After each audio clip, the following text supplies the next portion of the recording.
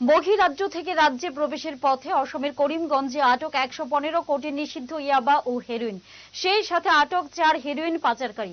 গোপন খবরের ভিত্তিতে শুক্রবার অসম পুলিশ করিমগঞ্জ এলাকায় একটি 12 চাকার লরিতে অভিযান চালিয়ে লরির গোপন চেম্বার থেকে 3,50,000 ইয়াবা ট্যাবলেট উদ্ধার করা হয়।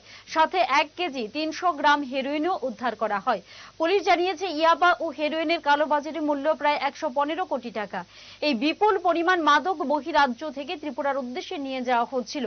সাথে আটক করা হয় লরিতে থাকা নাইমুল হক, ফুজাইল আহমেদ ও আতিকুর রহমানকে। তাদের বাড়ি করিমগঞ্জের নিলাম বাজার এলাকায় এবং ধৃত অপরজন ত্রিপুরার বাসিন্দা জগজিৎ দেববর্মা।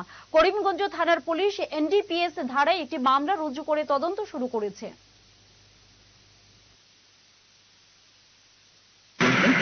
আৰু ইয়াত আজি 3.5 লাখ টেবলেট ধৰা হৈছে আৰু 3.5 লাখ টেবলেট ধৰা হৈছে আৰু লগতে হেৰোইন ধৰা হৈছে। হেৰোইনখিনি প্ৰায় 1 কেজি 300 গ্ৰাম হেৰোইন ধৰা হৈছে।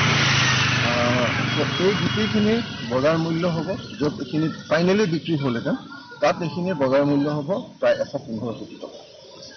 4টা মানুহ এৰেষ্ট কৰা হৈছে।